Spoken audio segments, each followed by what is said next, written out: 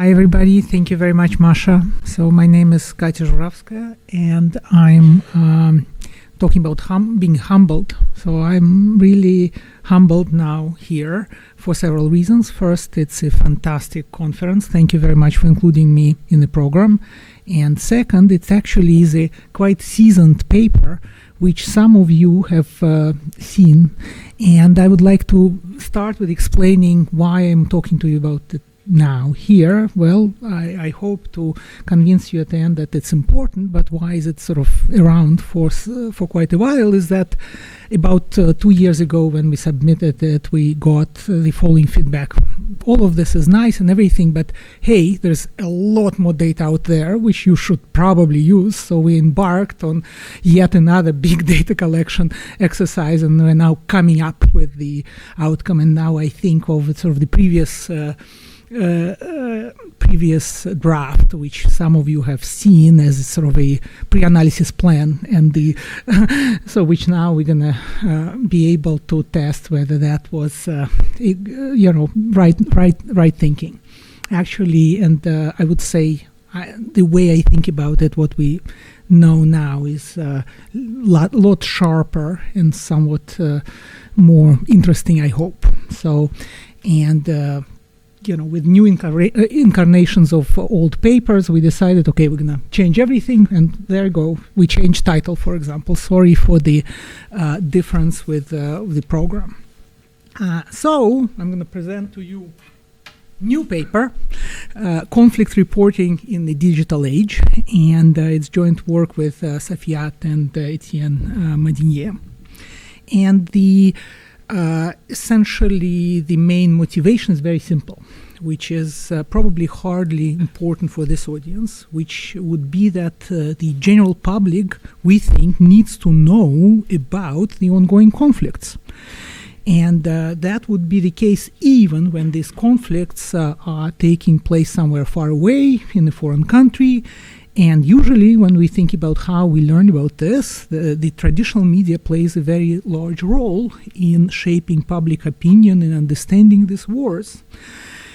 Yet reporting on conflicts and reporting from war zones is extremely difficult. We all know that. Journalists face very often physical danger.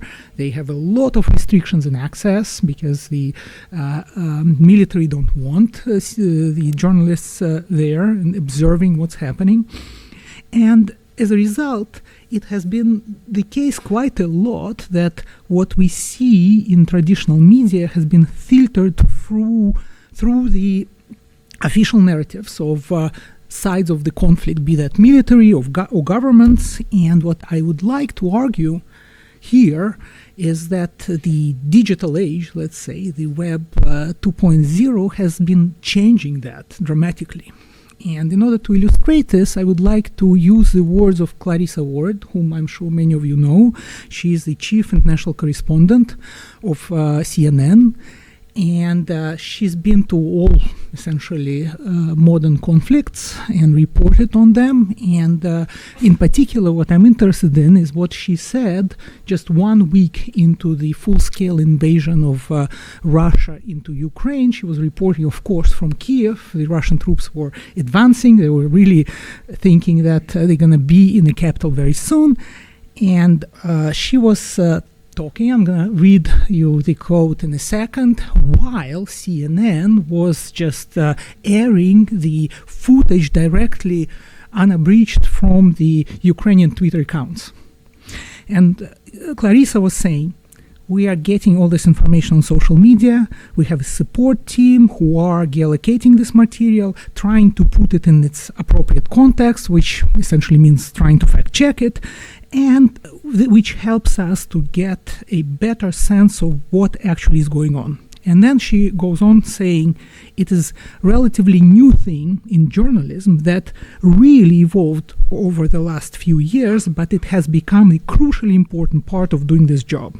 It is challenging in the fog of war to get a good sense of what's going on.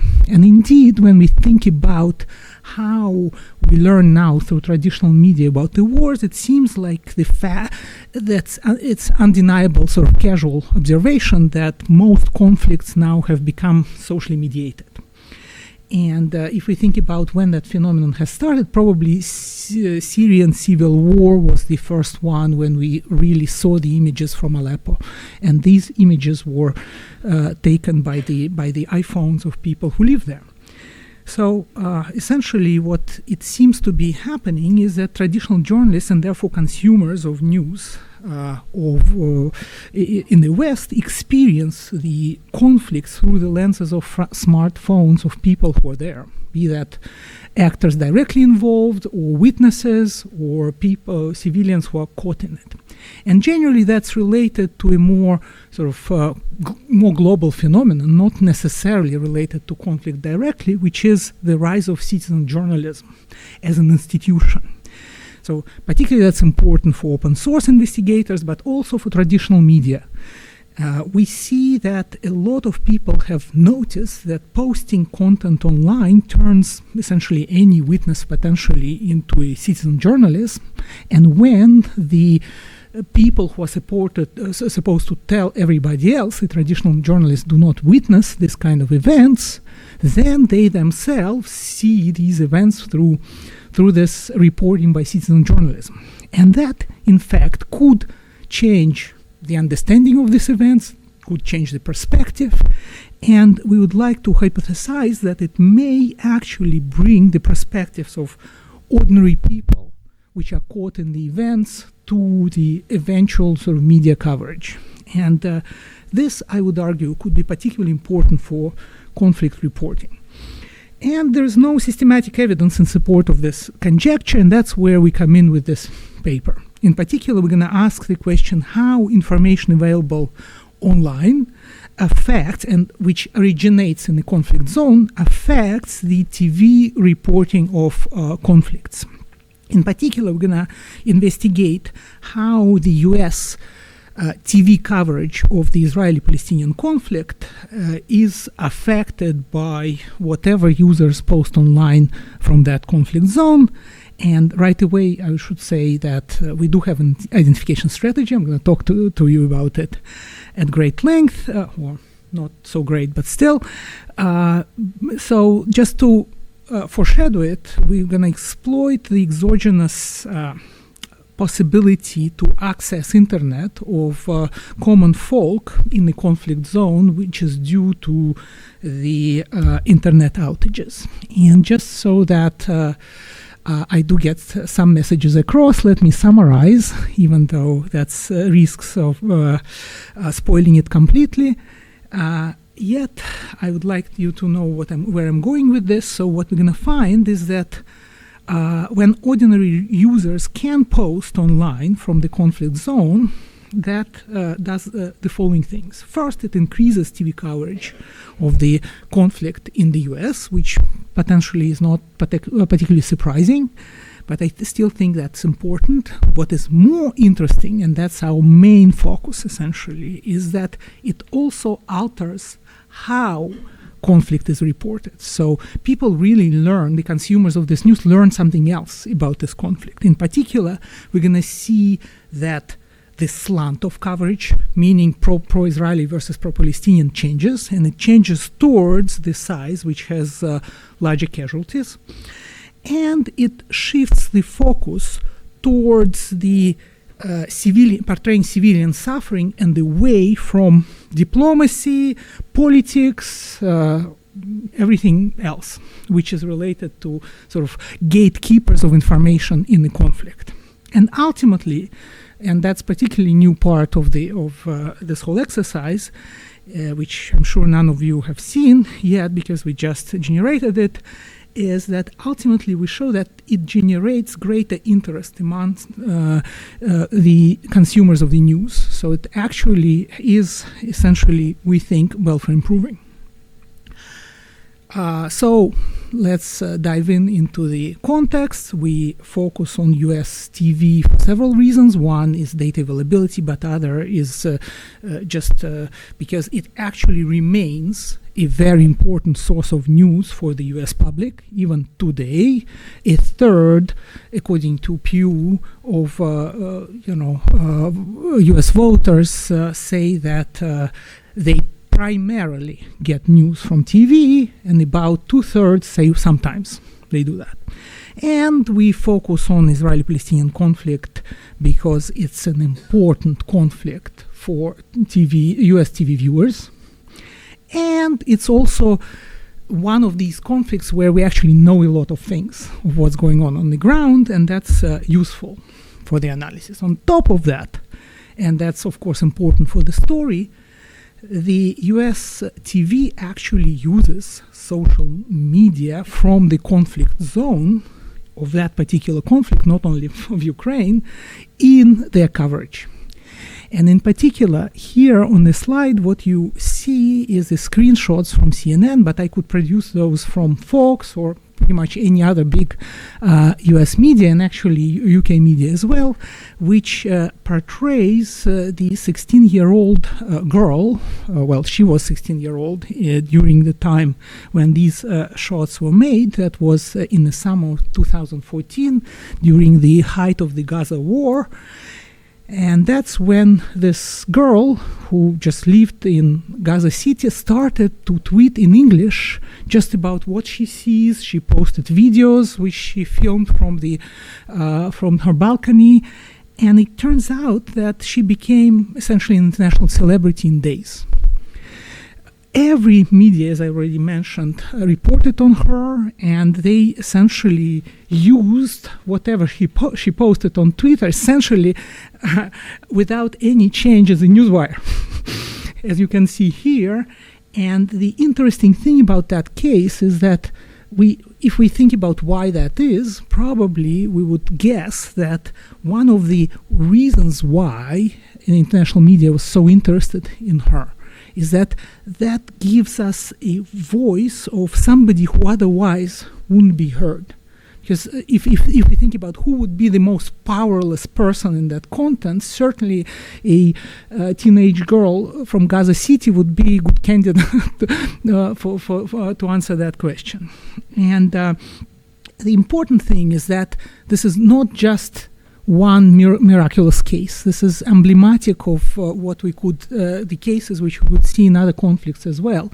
And one of them would be, for example, another one would be another girl from Aleppo, Bana Labed, who also tweeted, and David Patrikarakos actually once described what happened with her, that her tweets had more power than the state propaganda machine altogether. Because again, she was noticed by the international correspondents and her voice was magnified by international media. So that would be sort of a case study which we have in mind, and we're going to try to understand whether we can provide some systematic evidence in support of that conjecture. Let me skip the literature altogether. Thank you, Masha, for the fantastic introduction to this topic. So as far as the data are concerned, so first of all, we need to know everything about which we can about the conflict, and we in particular use data for different NGOs from UN, and this is one of those conflicts where we do know a lot, and that helps. So our main outcome variable, which is the extent and the different modalities of coverage of that content by US TV, come from essentially us trying to get all the information from transcripts. And we have all transcripts for 11 years. We stop at COVID year, because actually, the citizen journalism idea was quite halted by the importance of social distancing. So what we have all news transcripts. And we identify whenever US TV talks about the conflict zone just simply by picking up the keywords, nothing very fancy. But then once we get these news stories, we measure slant, we measure topics, we measure similarity across different networks, and we measure emotional tonality of it. Then we also are interested in in particular, how viewers are interested in this and what do they react to the news stories. And for that, unfortunately, we don't have viewership data. But we have collected the engagement of people with posts of these TV networks on social media. So we have those, and we measure the reactions of people from that. So we're going to link that to the internet outages. I'm going to talk to them a lot in order to verify that the first stage is there. We also collected all tweeting in English about the conflict zone throughout the whole period, actually even longer than this. The time frame here is limited by the TV transcripts. And we're also going to use the news wires in order to verify some identification assumptions, which I'm going to talk about in a second. So if we just look at the time scale of what's going on in this conflict, you see that there's always something going on, unfortunately. And we know that what's going on, in the last year would be off the chart from this, but still there's a lot of quite sad activities here. But then if you look at, is there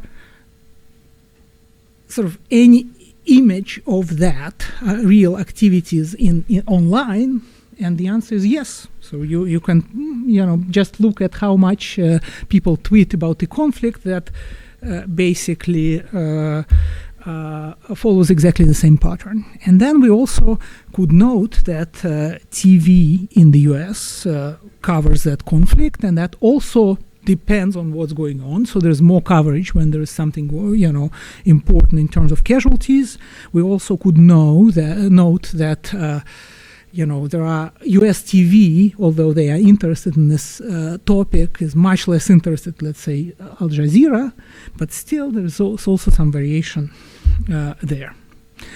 So what we want to do, and it's sort of, if you write down that equation, it sounds to start with pretty heroic. What we want to do is we want to link what's happening on the US TV as far as coverage of this conflict with what's happening online, which originates from the conflict zone. And we have a lot of controls, but no matter how many of those controls we throw in, we're not going to solve the identification issue by exhaustion here.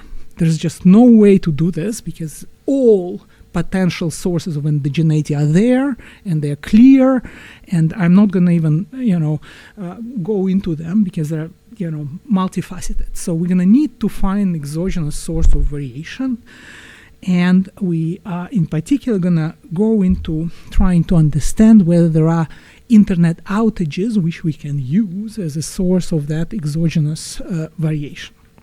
And there will be two sources, two different types of shocks which we think preclude, on the margin at least, the locals from posting online whatever they see in this conflict. The first one comes from lightning strikes. So we have this data set on exact location and time of all cloud-to-ground lightning strikes in the conflict zone, meaning in Israel and Palestine.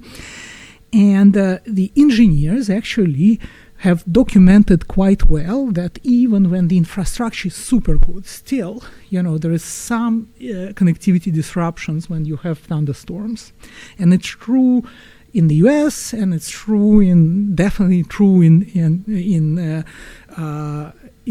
Israel, and even more so in Palestine, where the quality of infrastructure is much less good. Importantly, however, that has a very, very small bite and only on the margin. So what we do, we identify each of the thunderstorms. We also have the location of every cell phone tower in the conflict zone. Then we see whether these thunderstorms actually affect the towers.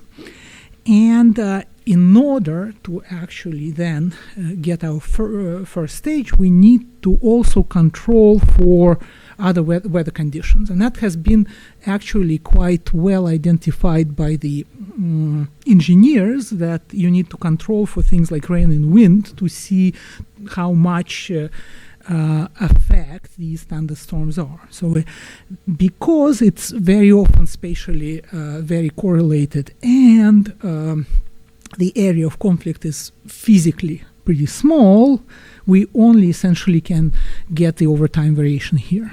And at the end, what we're going to see is that when you have a thunderstorm affecting transmitters, that reduces the number of tweets out of the conflict zone and number of conflict-related tweets out of the conflict zone by about 6 to 7%, which is not much, and that's normal because a lot of actors have power surge protection technology. A lot don't use cell phones to tweet and stuff like this, but still on the margin it bites somewhat. I'm going to talk about the identification assumptions which go into that fairly soon, but let me stop here for a second. Yeah.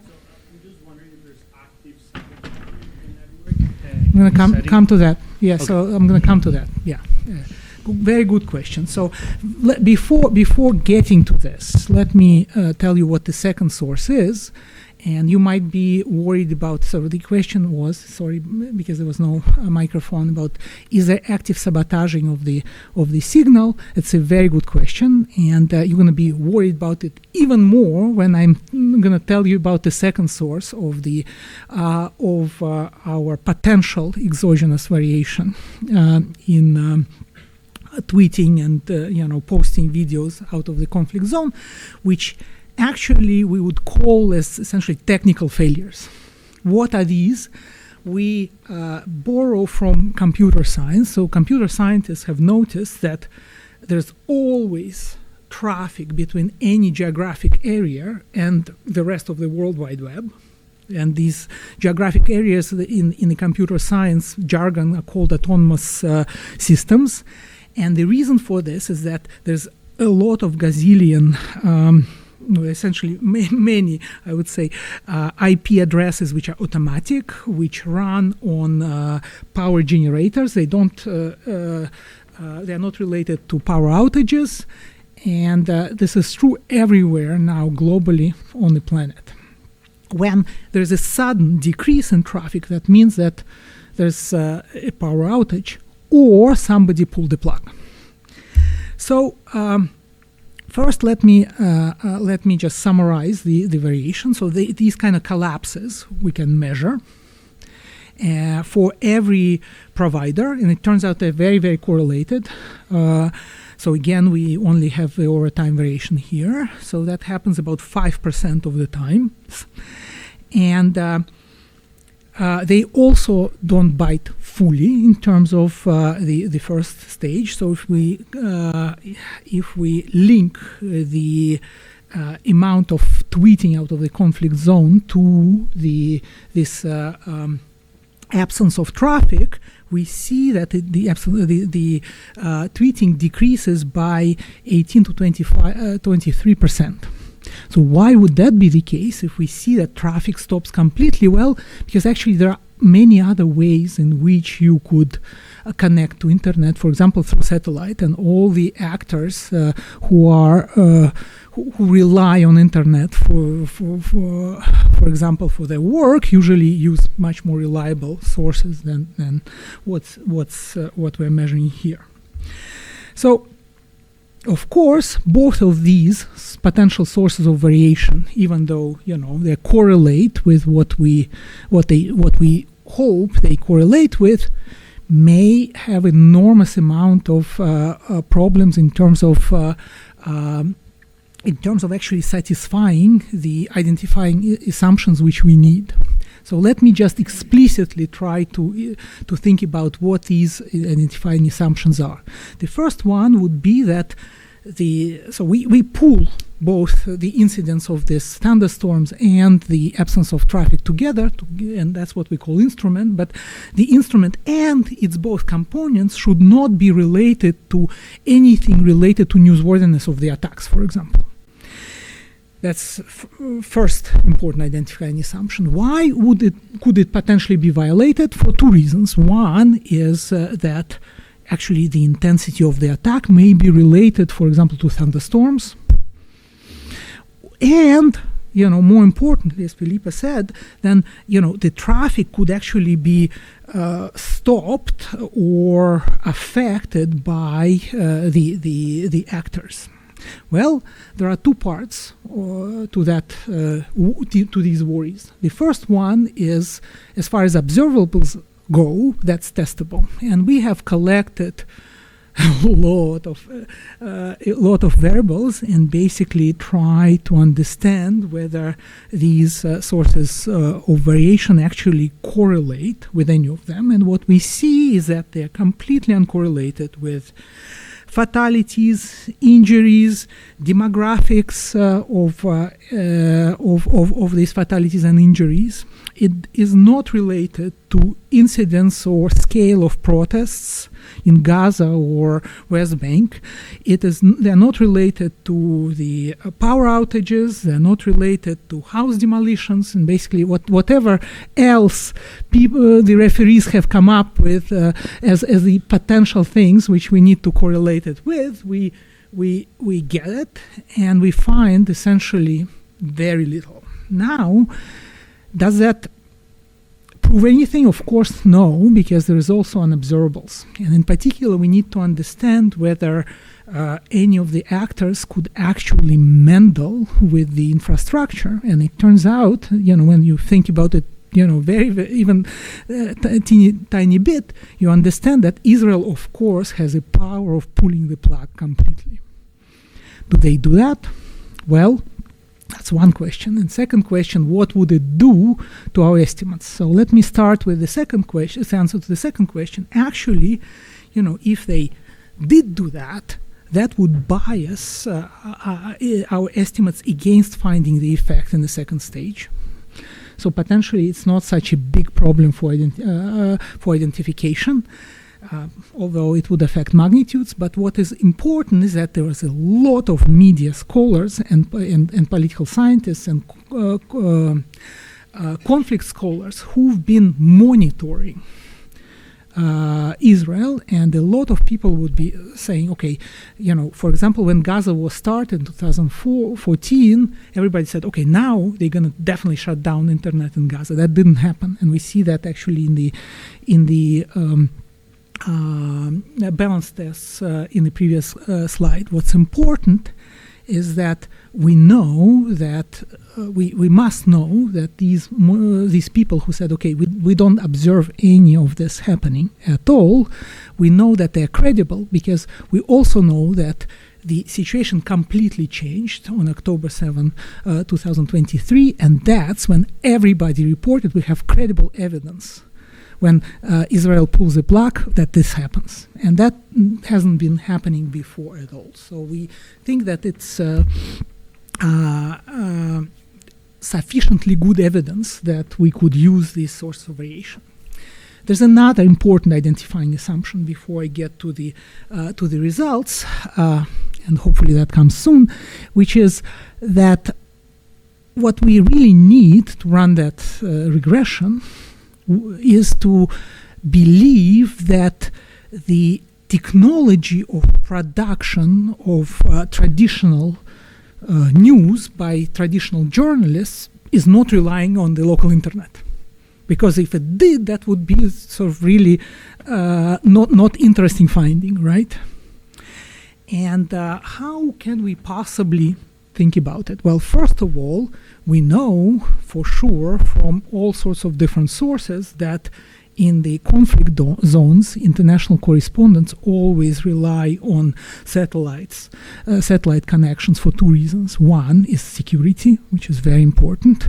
Second, and even more important maybe for TV, is that they need a lot more broadband connection than anything local cell phone towers, when they work perfectly well, could deliver. So basically, that's not something which even is a part of consideration for the journalists there. So how can we test that? So this is just sort of from anecdotal evidence, but we need to try to understand whether we can verify that claim.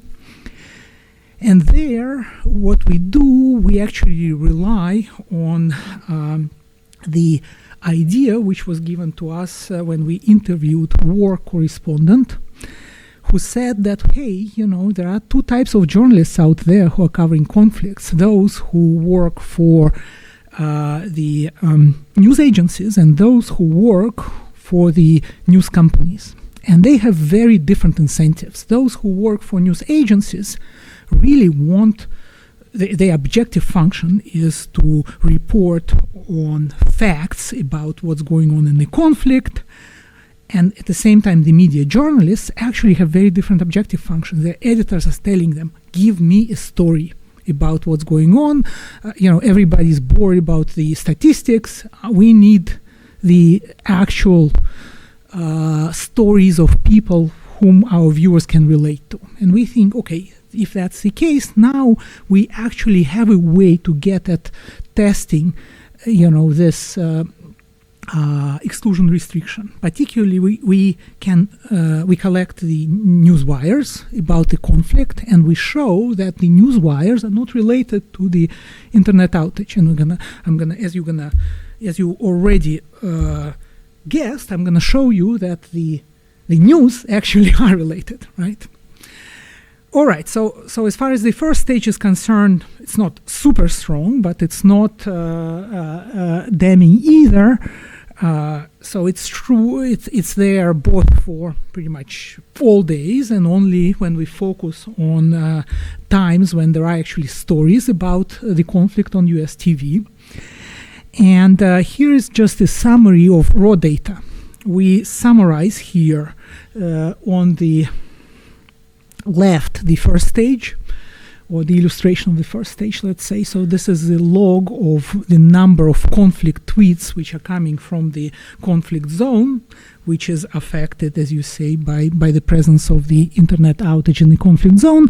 And on the right, this is the extent of TV coverage on US on US TV networks of this conflict. Again, we see exactly the same story, and when we put in all sorts of different controls, which I don't think we need to talk about now here, we still get this result, and it's true on both on the intensive and extensive margin. So provided that there is coverage, there's more talking about the conflict when the social media are not numb in the conflict zone. And then the rest of the paper is about trying to understand, okay, what does it mean and so what?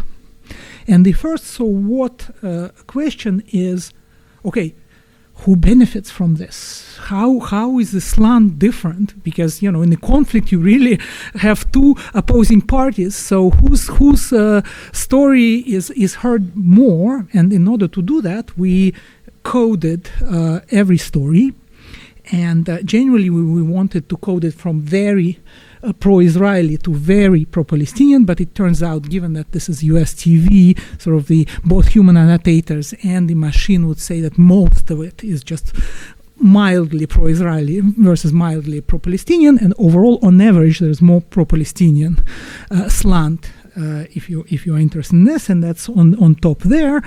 And we also see, and I think in many ways this is just a reality check, that different networks have different slant. On average, the negative one is only for Fox, and all US TV networks combined, no matter how pro-Palestinian they would be and how left-wing they would be, they are much less pro-Palestinian than Al Jazeera, say, which makes sense, right? So now the real question is, does ability of locals post something on internet from the conflict zone affects that slant of US TV? And here again, this is pretty noisy, but some summary of the raw data. All of this is going to be much more precisely estimated when we get our controls. But what do we see? We see that it depends on what's going on in the conflict. And in particular here on the left, we just use a dummy for story being pro-Palestinian. On the left, on the right, I'm sorry, story being pro-Israeli. What do we see? When there are no fatalities, the presence of social media in the conflict zone doesn't affect Islam. When there are Palestinians who are dying, we see that there is more pro-Palestinian coverage and less pro-Israeli coverage. When there is more when Israelis are dying, we see there is more pro-Israeli coverage, although it's not super precisely estimated. And then what's interesting is that when both sides have casualties, we see polarization. We see both stories which are more pro-Israeli and more pro-Palestinian. And in fact, when we put all of this in a formal analysis, it actually is much more precise compared to what I've shown you in the raw data. All right. So overall, it looks like the coverage tilts towards whoever suffers casualties, and it depends on what's happening in the conflict. Now we want to understand what type of stories are talked about when US TV talks about this conflict. And again, sort of in the raw summary, the most important punchline is that there is a lot more mentions of civilians, particularly civilian casualties, young people, kids, and things like this. What the US TV talks less about, and this is all conditional on the magnitude, because of course there is a mechanical effect. When you have more minutes, you talk more about everything. They talk less about US diplomacy, and importantly for us, we also have the direct validation of the fact that they mention the social media sources more when they are present on the conflict zone. So let me just very, very quickly point out to some details. In particular, you might be worried that, okay, given that they talk more about the conflict, they talk more about everything. Well, it turns out that they, for example, do not increase mentions of reporters, for example, even though that would be something which definitely scales up with the length of coverage. The other thing which we point out, we really were interested whether the US consumers of this news would be more informed in terms of facts and not just the stories. And it turns out that we have some partial confirmation to this hypothesis, because we have documented that the stories are more likely to mention concrete places of the conflict when there is social media in the conflict zone, particularly in Palestinian territories. That wouldn't be the case for Israel, because Israel actually, in all its press releases talks about everything which they want the world to know. And here's the effects which I showed you in the raw summaries. When we think about sort of what kind of sources US TV uses, here are this result which I showed you before on social media, with one caveat that we thought that they would mention YouTube as well, but they don't. At the same time, they do show YouTube videos more. So they just in the transcripts, the word YouTube is not there because they probably put it on screen. But interestingly so, again, the news agencies mentions and sourcing from news agencies is not affected by the internet in the conflict zone. All of this results were from our researcher set of keywords. And of course, you might say, okay, what these are the wrong keywords, and we needed some verification of that. So we used the automated unsupervised Corax topic model, which essentially confirmed what I just told you. And I'm not gonna talk more about it because it's just essentially big confirmation of the story I told you already. What we then are interested in is to really understand, okay, both Fox and PBS talk more about civilian casualties, but do they talk about it differently, and how we could possibly approach answering that question? So we essentially calculated the similarity. We used embeddings of all these texts of news stories. We calculated similarity, and what do we see? We see that the coverage becomes more similar on days when social media are present in the conflict zone, and this is true across the board. This is true, between different U.S. networks. This is true about different U.S. networks getting closer to Al Jazeera. So overall, there is essentially, it seems to be that it's much harder to slant the story about civilians in a different way compared to slanting a story about, let's say, government actors. And just to double down on that point, here is just the effects separately estimated for the cable networks, which are like Fox on the one hand, the conservative network, and CNN and MSNBC, the two liberal cable networks on the other hand. And we see the effects are essentially the same. Of course, we have less precision here because we cut the data, but it looks like there's really no heterogeneity. So the one point which is maybe not as important, but I still want to tell you that we also look at the emotional tonality. And given that the U.S. networks talk a lot more about civilian casualties, it's not surprising that there is a lot more negative emotions in these broadcasts. So let me skip this, and finally let me get to the sort of ultimate point. So we really want to understand at the end, is that something which the U.S. consumers want? And of course, stepping back, given that the journalists could just ignore everything which is going on the social media in the conflict zone, we would expect that these are the stories which the social media allows them to tell would be more interesting to the consumers. Well, in order to do that, we actually look at the engagement with these posts of these TV networks, where they advertise the very stories which they air during the news time on TV. And what we see is that when social media are there, they post more.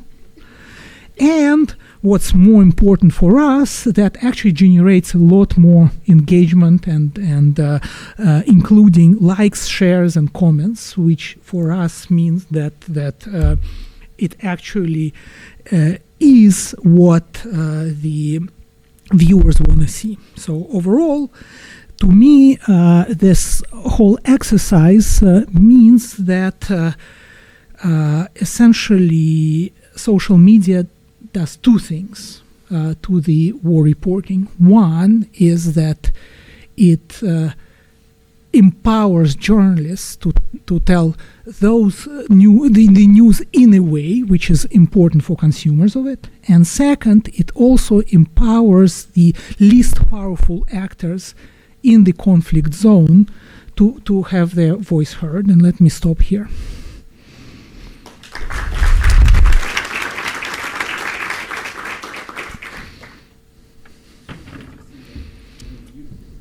Sorry. So obviously super interesting, and I mean there is a lot already there. I have just one additional question. Do you detect any fatigue effect? So we know that, I mean, I can be very moved because I see something very bad happening there, and then the question is, maybe I get used to that at some point, and what happens then? Thanks. Yeah, so it's an excellent question, and I do not know how to answer it, because essentially the reason for this is that on the one hand, there is always a lot of things which are going on which are new in a way and could be told in a new way. Second of all, it is hard to disentangle fatigue from newsworthiness of the events. So I think it's an important question. We haven't figured out how to answer it. Essentially, we're gonna think more, but I have doubts we could do much about that. So we do know for sure that there is quite a lot of sort of crowding out. That's something which we know, and we see that here. That when there are many more events or many more conflicts, for example, then people's attention is spread and much less they're much less engaged. But on the fatigue, well, I guess this is a reasonable hypothesis. But what we see is that it's half a century, but U.S. news is still covering that conflict in a way, And unfortunately, it's not getting more boring. I would have loved it to be boring and stopping at the end. Hannes?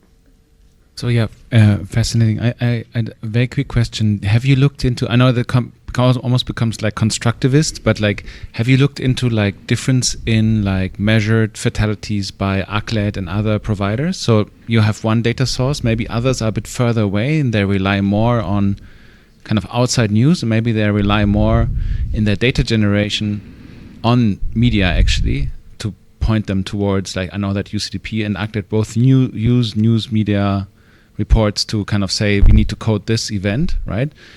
And it would be interesting to see. Of course, it's very worrying for all of us, right? If you see big effects, but I think that would be interesting to know. It's an excellent question. We haven't looked at it, but it's definitely doable.